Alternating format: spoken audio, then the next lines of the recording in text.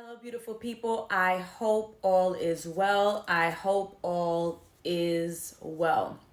So, I am going live a lot later than I normally do. Normally, I try to go live in the morning. However, it's been a little bit problematic for me. So, I have decided that I'm going to try to go live in the afternoon, when I'm legitimately taking my lunch break. So, I do want to welcome folks before we start. Welcome, Shawnee. Thank you for joining. Keisha, thank you for joining. Serenity, thank you. I love Camilla. Vanessa, thank you for joining us. Something Light Podcast, thank you for joining.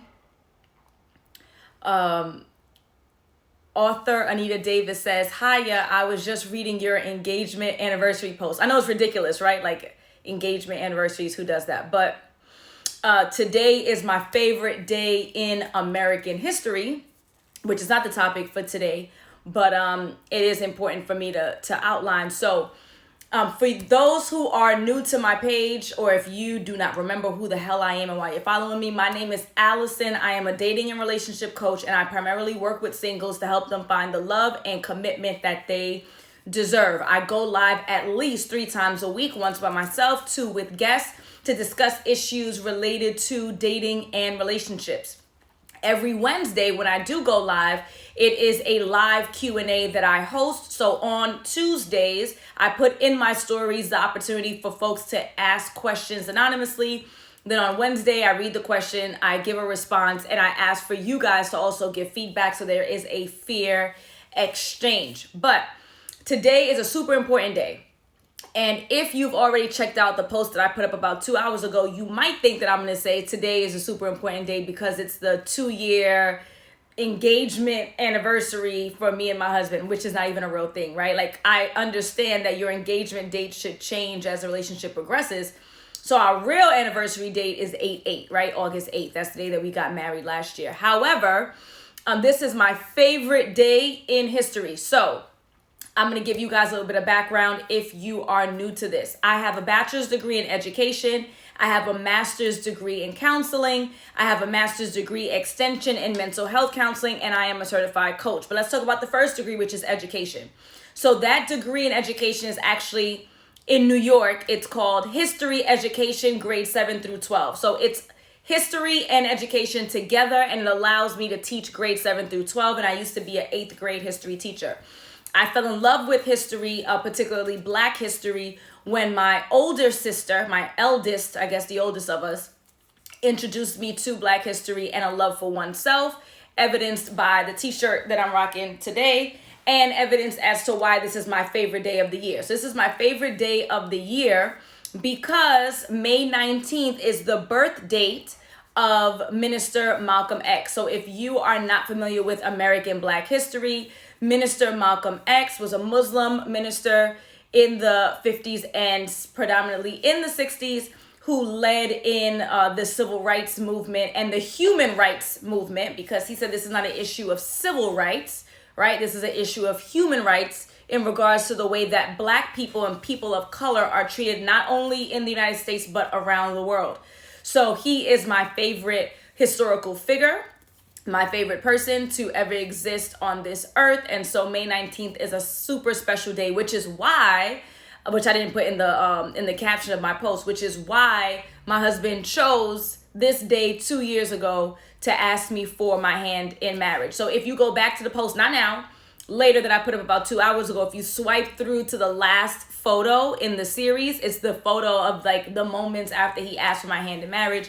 And you'll see a necklace that I'm wearing that looks very similar to this t-shirt, which I purchased from at Dear Summer. It's not released yet. It will be in the coming days, and I will have the link in my bio to buy one of these Pan-African t-shirts, which I'll show off again in different styles in the next couple of days. So that's why today is my favorite day. Now, back to the issue at hand. As I said, I do my live Q&A every Wednesday. I'm trying a new time, so I pushed it back a few hours, and we're going to jump right in. Interestingly enough, for the first time ever, every single question that I received were from men, which is really great because when you have a business page, you can look at your analytics. You see what the breakdown is of who your followers are by age, by gender, and by location. And 76% of my followers are women. Now, not that I don't mind, right? Like, I love ladies, and the women are who tends to hire me and who works with me.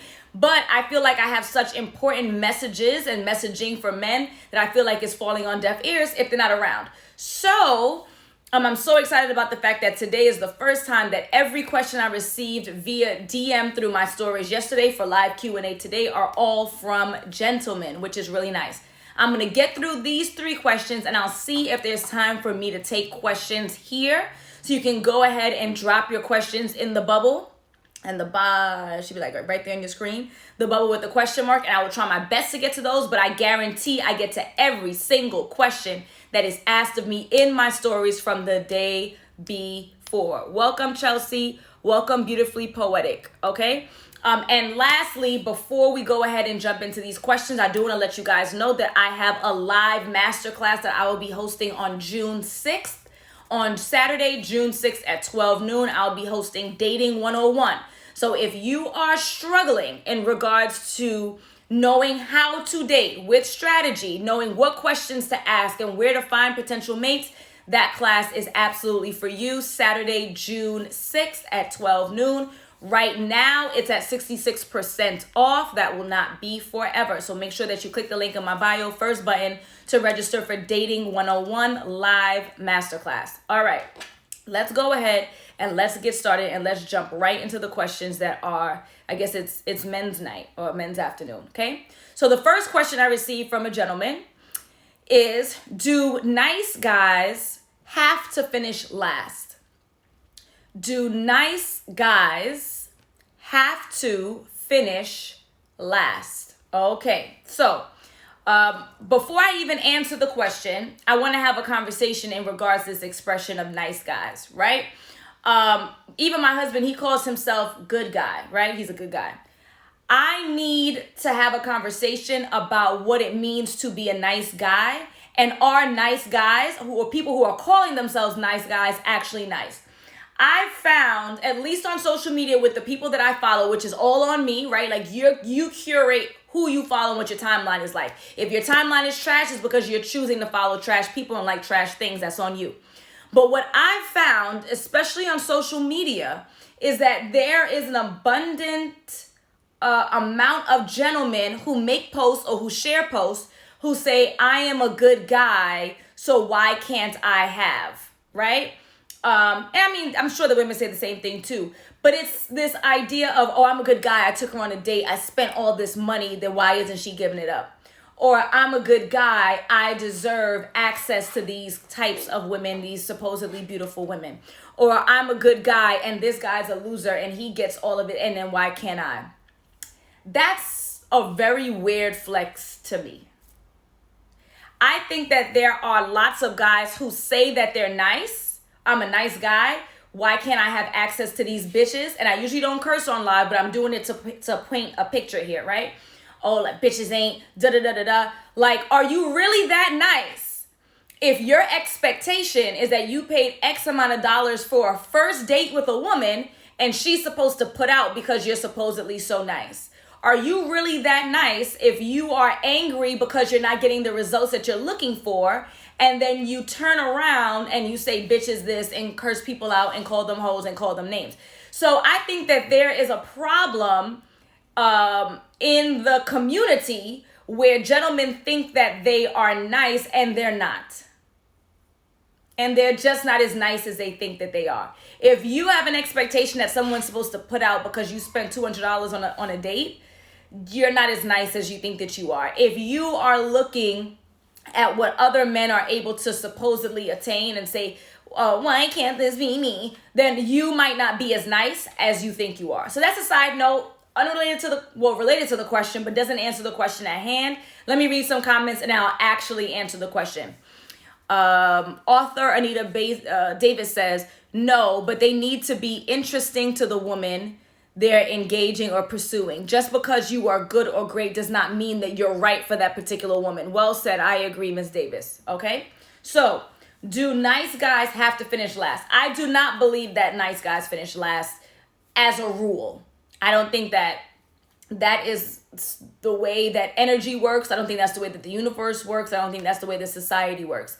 This idea that women like bad guys, again, we have to take responsibility for what we surround ourselves with, the environment that we curate. I don't know that life. I don't surround myself with women who purposely chase men who are problematic.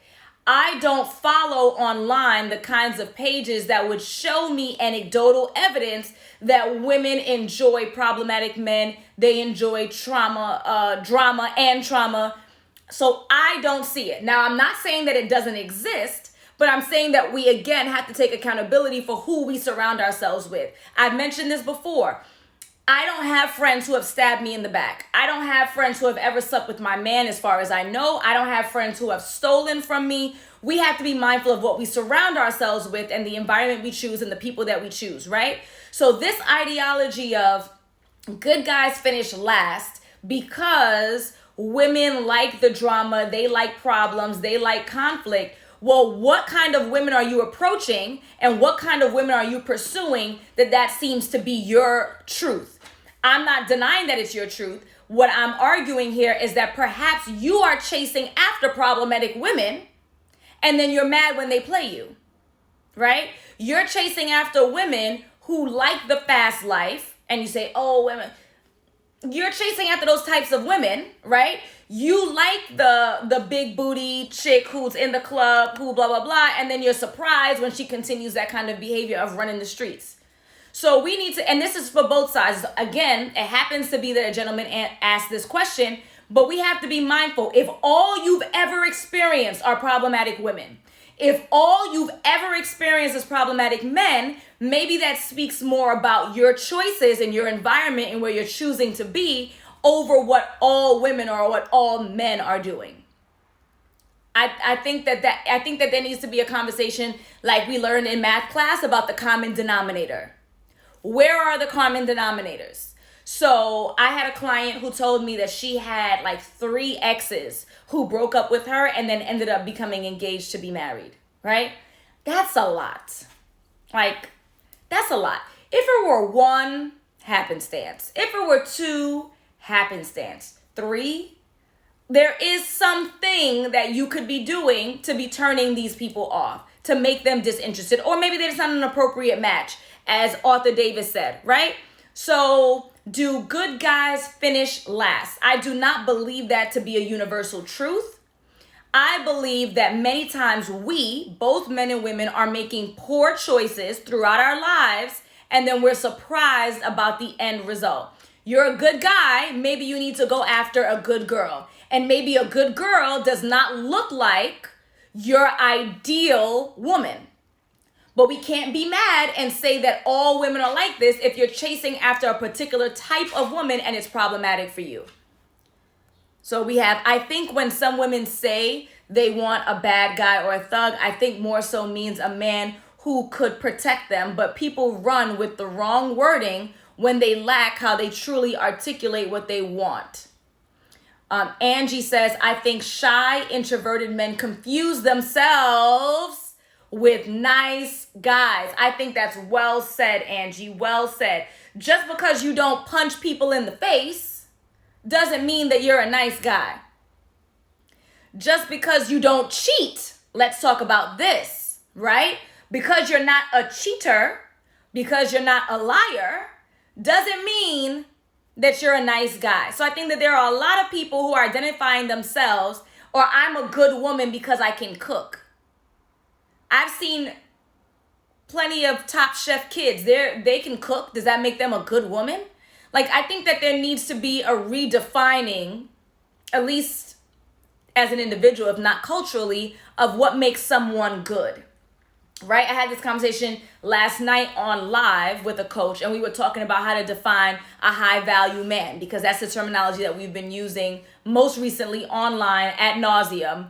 High value man, high value woman, and how he defines it. He gave his definition, which I thought was a solid one. And nonetheless, we are throwing terms around without having a clear cultural understanding or community-based understanding as to what they are. Sincerely, Kezi, how are you? Welcome. Every Wednesday, this live stream is a live Q&A. So folks can drop questions in my stories on Tuesday, and every Wednesday, my live stream is always going to be Q&A in regards to anything with dating and relationships. Thank you for asking, okay? So to put a button in this, do good guys always finish last? No. I think the question is, though, are you or the people who are identifying themselves as good guys really good guys? And then who are you choosing to surround yourself with, okay? Next question in the all-male edition. All the questions I received this week were from men, and I love it. Is it possible to date someone online, never met her before, and we're miles apart? Is it possible to date someone online, I never met her before, and we are miles apart? So I know y'all gonna hate me because I always go to the definition of stuff. So the question is, what's the definition of dating, right? So if you are miles apart, welcome Toto. If you are miles apart from someone and you define dating as spending in-person quality time, then no, can't be, right? It's not happening. There is no way that you can date someone long distance if that's the way that you define dating. If you define dating as romantic conversations building towards some kind of commitment, then absolutely you can date online and long distance. Now, my recommendation in regards to online dating and not online dating, because I have a whole class, Dating 101, June 6th. Click the link in my bio. It's 66% off for now. So we're not talking about dating this moment. However, long distance, let's talk about that for a second. To me, this is my opinion. It is not practical for you to date it's not practical for you to date long distance unless there is a hard and fast date as to when you will reunite. It is not practical for you to date long distance unless there's a hard and fast date as to when you will reunite. So what do I mean? If you are in a relationship and your partner is stationed in the military and their tour ends in 18 months and then they'll be returning to, I don't know, Fort whatever, right? In 18 months, there's a hard and fast date that person will be returning. Everyone understands that in 18 months, we will be reunited. We can plan our lives with or without you being physically present because there's a hard and fast date, right? Even if the hard and fast date is far out, we know when it ends. We know when the loneliness will end. We know when the strain of the distance will end. I do not believe that absence makes the heart grow fonder. I do not believe that. I believe out of sight, out of mind. And so as a result, we need to have a hard and fast deadline. When is this going to be over so that I can feel good about planning and knowing that I'm not wasting my time hoping and praying? However, if you are dating someone and that person, you're in New York, that person moved to LA to pursue their dream of acting, and only God knows when they're going to make it, right? Whatever making it may mean for them, no, it's not going to work. Because what do you have to hold on to?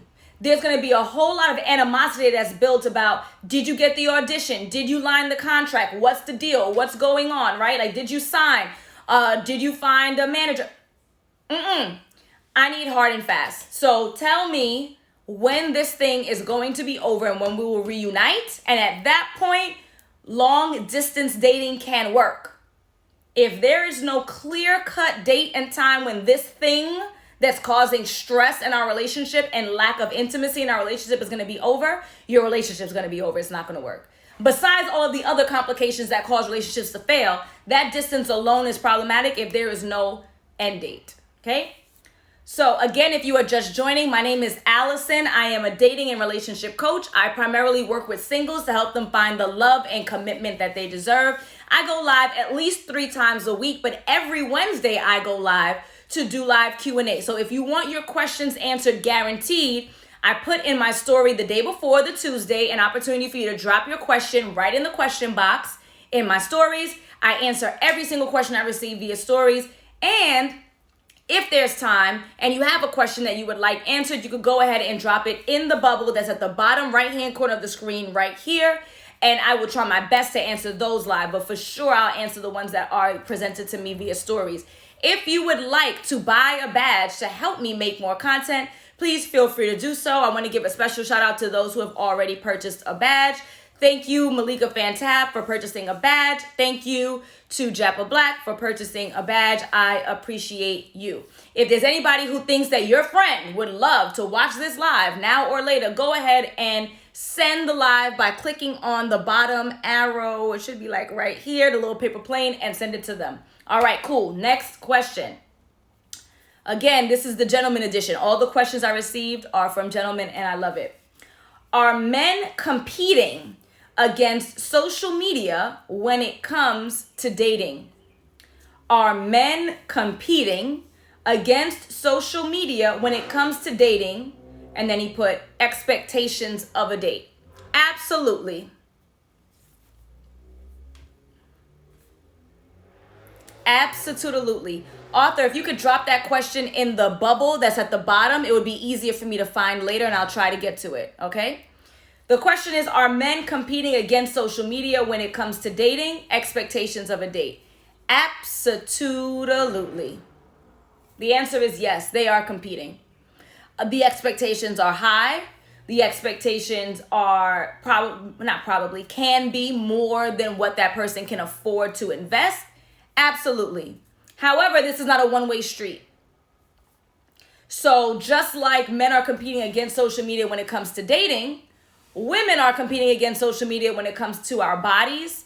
Women are competing against social media when it comes to high-end purchases, bags and shoes, just like the gentlemen are. Social media has put an immense amount of pressure on the world to be different or more than what they are.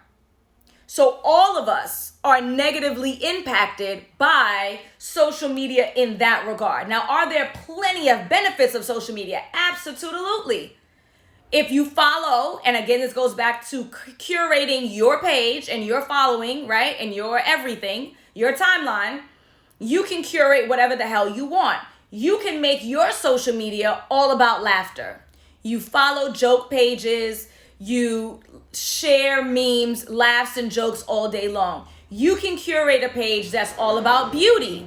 You can curate a page that's all about anything you want. But social media does allow for the opportunity to put immense pressure on any and everybody who consumes it. I can say from a woman's perspective, child, my hair ain't good enough, my nails ain't good enough, my skin ain't clear enough, my nose ain't straight enough, my butt is not big enough, my hips are not wide enough, my lashes ain't long enough, but at least I try to take care of that. That ain't no big thing. Thank you, Toto, for the badge. My vacations are not extravagant enough. I do not own enough jewelry. I do not own enough bags. I am not doing well enough. My car is not new enough, right? So we can allow those pressures, or we can make an effort to curtail them by curating what we follow and accepting and being pleased with what we have. So again, are men competing against social media when it comes to dating, like the expectations of dates? Absolutely. Yes, they are. So is everybody else. I'm competing, you're competing. Imagine how children are doing in the social media age. At least if you are 30 plus, you have the benefit of having the best of both worlds, outside and online, right? Everyone is dealing with the pressures and the expectations of social media. You didn't get enough likes. You didn't get enough comments. I don't have enough followers. Why does she have more than why I have? Why does he have? We are all overwhelmed. Yes, G. Hayden, thank you. That was his question. It's anonymous, so I don't want to say the name unless the person gives me permission. That's an excellent question. However, we are all under immense pressure. What do we do about it? I don't have the answers. I'm not a social scientist. I don't have the answers for that. I know that social media is imperative to my business. And other than the fact that I enjoy it, unfortunately, if I want to do well in my business in this day and age, I have to stay on it. So an option can be get off of it. Is that a practical one? I don't know. And I don't have the answer, and I'm sorry. But yes, men are competing against, I want to go on a date. The date is to Jamaica. Yep.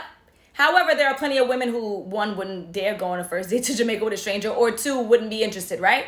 Are we under pressure? We all are, sir. We all are. And thank you for submitting your questions. Thank you for the badge, Angie. I appreciate it, and I appreciate you. Rosetta says, we want these cozy moments. We see other people posting. Absolutely. So me and somebody's son, hashtag relationship goals, all of those things are pressure. And guess what? Let's talk about this for a second. Guess what, y'all? Those images are curated. Sometimes they are blatantly actors who are taking professional shoots, right? For whatever reason, to promote whatever brand that then gets circulated. And now we think that, oh, this is what it is. There are plenty of people who are unhappy.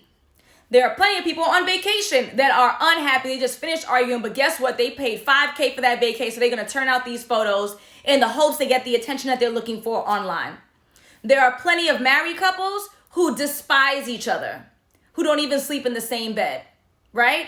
There are plenty of everything you can imagine. So it's hard, but I need you guys to remember that this stuff is a representation of what people want to show and not necessarily showing them. If I was showing you me, I would have had on a bonnet, no lip gloss, and the shirt that I slept in. However, I don't want to present that today, right? I want to present my hair combed. I want to make sure my lips are not dry, and I want to rep my black t-shirt, especially today of all days on May 19th, Malcolm X's birthday, to represent my friends who have a brand called At Dear Summer, who are producing these t-shirts. The link will be in my bio as soon as it's available in the next couple of days.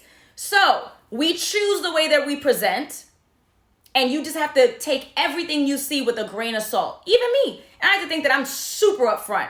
You got to take everything with a grain of salt. All right, let me see how many questions I could take in the queue before I have to skedaddle.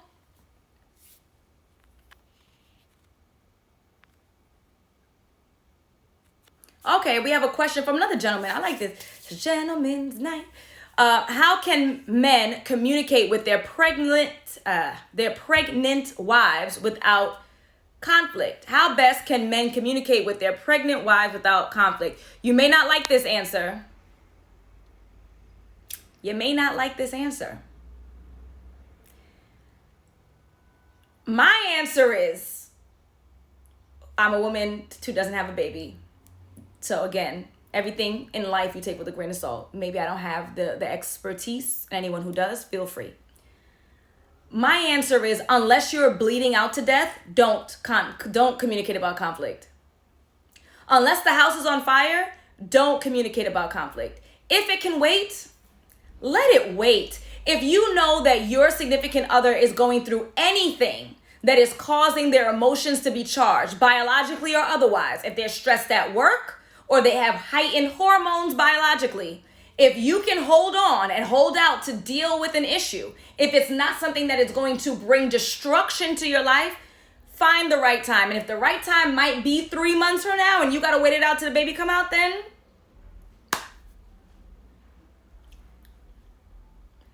I say avoid conflict until it is the appropriate time. We're not avoiding conflict willy-nilly, because then that can only fester into something worse. However,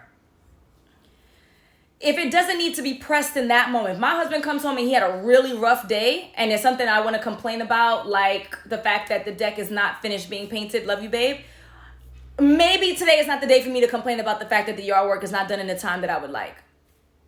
Right? So to answer your question, how do you communicate with your pregnant wife about a conflict? If you can wait, honestly, I'd wait it out. Now, I'm sure a lot of the feminists might say, oh, Alison, you're being ridiculous. Just because she's pregnant doesn't mean that she can't deal with... Fine. Again, what did I say? Take everything with a grain of salt. However, if you can avoid a conflict in that moment, it's really not that pressing. Anytime your partner is going through a difficult time, wait. If you can wait, wait. That's my best advice to you. Yes, Dear Summer times Cheers Tea. They will have their black t-shirt line out in the coming days, so please look out for that. I definitely will be sharing it all the time. Someone asked, any advice for a 23-year-old? Any advice for a 23-year-old in regards to what? Dating? Give me some more specifics and I can help. I'll talk all day and then you guys will leave me. Can a mother of two find a good intentioned partner and accepting of children? How to date while being a mom? I've answered this question a couple of times last week and the week before that. So if you don't mind, just for the sake of time, if you could check out my live streams, it's all on IGTV and it's all on my YouTube at Align with Alison. And I talk at length about dating with children. If you have more questions in regards to dating, I am hosting a masterclass on June 6th, Saturday, June 6th at 12 noon Eastern, where we talk about dating 101 and we do talk about parenting with dating, online and offline dating, what questions to ask, when you know something is a red flag, how do you know what you want, how do you know when to pursue, all that good stuff, okay? June 6th. Click the link in my bio, first button. How do you not take rejection to heart, especially when it happens consecutively? How to not take rejection to heart, especially when it happens consecutively? That's a good question. So, thank you, Danielle, for purchasing a badge. I will be on Danielle's podcast on Friday at 10 p.m. Eastern. 10 p.m. I know, if you know me, you know that 10 p.m. is wild, but Danielle is not on the Eastern Seaboard, so we have to work it out. And I'm very excited. I'll be sharing plenty of clips from Danielle's podcast. Go ahead and check her out. Thank you for purchasing a badge. So, to go back one step, someone who just had a baby said, agreed, hold off if you can. Unless the house is on fire or your relationship is about to end if you don't deal with it, hold off, please. Okay, back to how to deal with rejection. Okay, this is not easy. I don't have a hard and fast answer for you about how to deal with rejection. The way that I deal with rejection, because I've been doing the work, right, for years, not even on purpose, and people have poured into me, is that I have a belief that I can do anything. I really believe, like, the only line I would draw in the sand is that I probably would not do well as an astrophysicist. If I wanted to be a cardiologist, if I woke up today and I said, I want to be a cardiologist, I'm going to quit my job and I'm going to medical school, I believe I can get it done. Like, I have this over the top belief in myself. Now, for the quick of it all, the reason I have this belief is because, first of all, I do have a decent level of intelligence, right? Like, on the base level, I have a decent level of intelligence. And I've been told by my teachers, not my parents, love y'all, but y'all, they're West Indian, you're just supposed to do what you're supposed to do. I've been told by my teachers my entire life, Alison, you're so bright. Alison, you're going to do so well. Alison, we believe in you. Like, people have told me this over time, which is a beautiful cycle. Because they told me they believed in me, I then believed in myself, and then I did the task and was successful. So I've had constant successes. And again, that's me hyping myself up, literally telling myself, whatever I want, I could get. If I truly wanted it, if I wanted a six-pack, I can get it. I prefer chocolates, but if I wanted a six-pack, I can get it. If I wanted hair down to my behind, I can get it. If I wanted to be a millionaire, I can get it. I tell myself that actively, plus I've had the benefit through my childhood and through my formative years of having adults who poured into me and who told me that they believed in me and I was so smart and I was so this and I was so that. So because I have this ultimate level of belief in myself, the very few times that I do face rejection, I'm able to take it on the chin, because all I then do is reframe it to say, well, what did I do wrong that caused this rejection? And what plan am I going to put in place in order to correct it? What did I do wrong to cause this rejection? And what plan am I going to put in place in order to correct it? I'm trying to think of like the best example I can give with a rejection. I guess the best example that I can give, like, I'm a cheerleading coach, right? I have a business with two other amazing ladies outside of Align with Alison. It's called Iconic Cheerleads, right? So I'm a cheerleading coach and business owner with two other wonderful ladies. We have teams that have done extremely well. We have teams that have struggled. We've had teams that have attendance issues. We've had teams that had very slight behavioral issues. So when a team does poorly As a coach, you say to yourself, well, what could I have done differently, right? I'm not going to sit there and cry, oh my God, my team came in last. This sucks. Woe is me. I'm going to take action. So to answer your question, thank you. I just needed to think a little bit. How do you get over it? By taking action. So, okay, cool. Me and the other owners are going to have a conversation. Where do we go wrong? Could we do better? Okay, well, one of the problems is it used to be attendance. We had a big attendance problem. Okay, next year we're going to put an attendance policy in place. We're going to send emails of the to parents letting them know when practice is. This year, one of the coaches took it upon herself to text each and every parent, which is annoying. If you are a parent and you have your kid in an activity, get them there, please. Thank you. One of the coaches, Coach T, texts every parent all the time ad nauseum, right? This is an update, this is an update, this is an update, because if they're not at practice, they won't do well. So instead of us, oh, woe is me, why aren't the teams performing it the way that we want them to? Now we have to take drastic action, even if it's annoying, right, and disruptive to our lives, because if we want a new result, we have to change our methodology. So to answer your question, how do you get over rejection? You reflect on what you could have done differently, and you put a plan in place and execute said plan. Execution matters. Taking action matters. And this season, we've had our best season yet.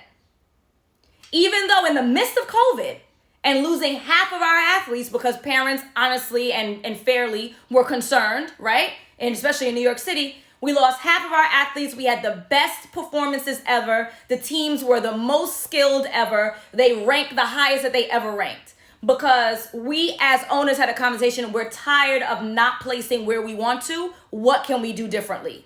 How can we change the coaching staff, rearranging it, finding the coach that's the most appropriate fit? Even if that coach necessarily doesn't want to coach that team because of age or whatever, right? I'm the mean coach. I hope y'all can tell.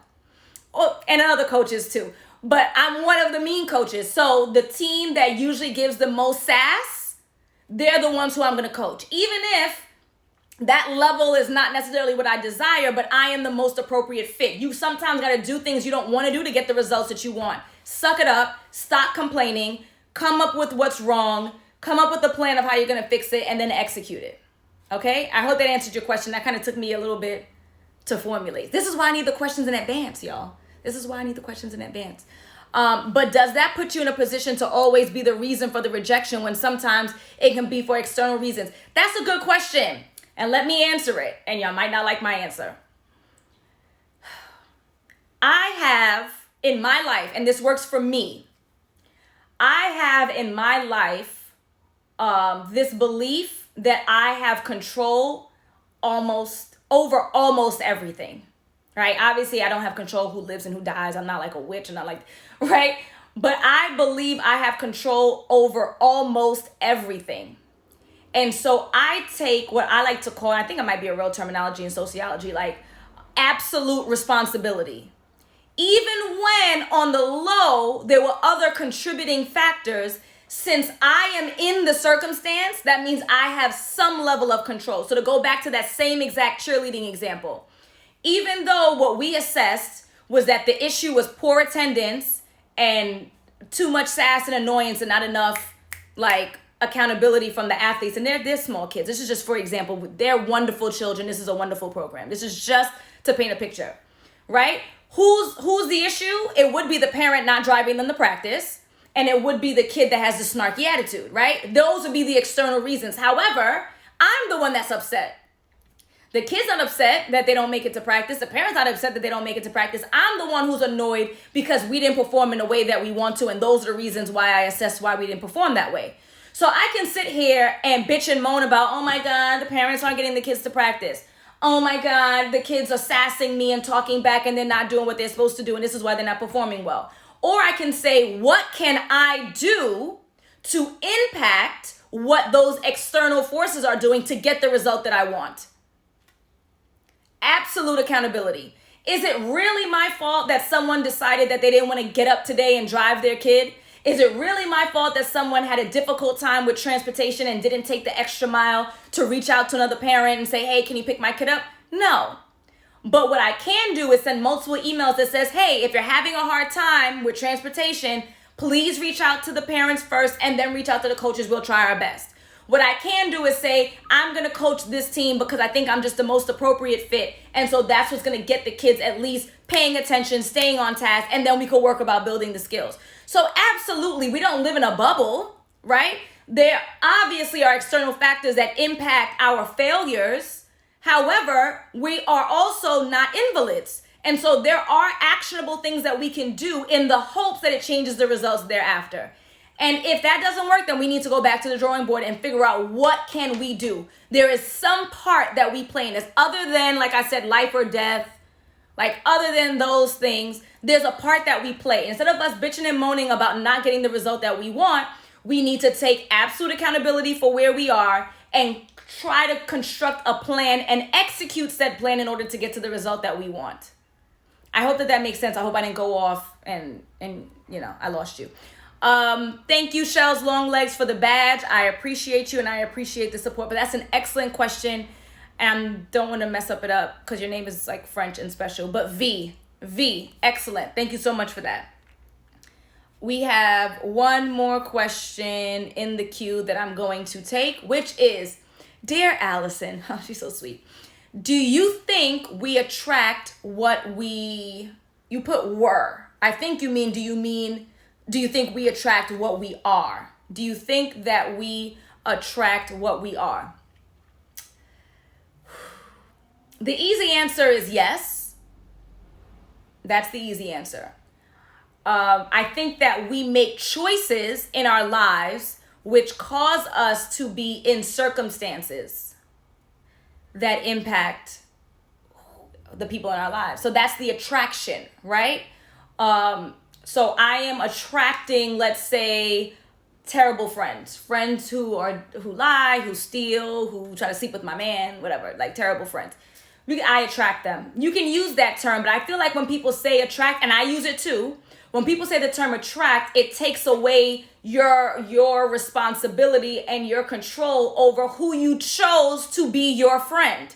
Nobody put a gun to your head and said that JoJo has to be my friend. No one put a gun to my head that said that Tanika has to be my friend. I chose my friend. And so not those ladies because they're amazing, but if those ladies decided to stab me in the back, even though that was their choice, I am confident that there was some level of evidence or examples that showed me that that's the type of people that I was dealing with, and I still chose to be their friends anyway. So I don't know if it's an issue of attraction as much as it is making poor choices, not paying attention to the behavior of others and thinking that that behavior is going to be different for you. How many times have we seen or heard stories about side chicks elevating to be the main chick and then they're surprised when they get cheated on too, right? Like they attracted that, you can say, right? Or you can say they made a very poor choice. They chose to date someone who was taken. Then when they were quote unquote elevated to the number one position status, they forgot that their spot was left available for somebody else to take over. So attraction, yes. What I believe some of what you put out is what you get back. But I also think a lot of it has to do with your choices. You make poor choices and then you're surprised at a poor result. You make great choices and then you shouldn't be surprised at that great result, right? I think it's a combination of attraction. Yes, I believe in energies. I believe in what you put out is what you get back. I actually just had a conversation with my good friend, Shirley, about that. And I told her that I don't have any friends what was the terminology I think I used with her? Oh, I don't have people who try to take advantage of me. As far as I know, they haven't tried me. I don't have people who borrow money and don't return it. I don't have people who just try to take advantage of me. I hear stories of all the time of people talking about their friends or their cousins or their sisters. I don't get it because that's never happened for me, right? And what I told her is that I have an energy of don't mess with me. And I'm using the word mess because I'm on live stream. That is the energy that I exude. So people tend to not mess with me. Now, I say that to say that I probably have lost out on some potential good friends, right? Because like, oh, that girl's too mean and I'm not dealing with that. And that's fine. Everything that's meant to be is meant to be. But there are certain circumstances that don't come my way or hasn't come this way, right? Where's the wood? I think this is wood. Hasn't come my way. Because I don't exude an energy of this, I'm somebody to mess with. I'm somebody to play with. And now, not to say that I haven't been played, like dating played. I have, and I'm sure that there are more instances that I even know, right? But this whole like constantly getting played or constantly being taken advantage of, that's not a life that I know, because that's not an energy. I don't put on an energy where it looks like I'm the type of person to mess with, if that makes sense in regards to energy, okay? But guys, this has been amazing. I really appreciate all of you. Shout out to everyone who went ahead and gave me a badge. That's Shelly Longlegs, Danielle, Angie, Toto, Malika, and Jap. I appreciate all of you, and I appreciate the support. I will be back on tomorrow. Oh, I have a really good live tomorrow, y'all. I have a really good live tomorrow. I think it's at 6:30 p.m. I'll post about it tonight like I always do. I always post it the night before, letting you know who the guest is going to be. But I have an amazing guest tomorrow that I'll be going live to talk about some interesting things. I'm gonna let y'all hold on that. Again, I have my free training, The Partner You Deserve. Click the link in my bio. Absolutely free training, tons of content, tons of jewels. I believe it's the third button if you click the link in my bio. And I have my live Dating 101, which is June 6th. We'll be talking about online and offline dating. We'll be talking about how to attract the right mates and repel the wrong ones. How to, what questions to ask, and how to assess whether or not somebody's giving you a white flag, a pink flag, or a red flag. Okay? Love you all. Adios, amigos. Bye.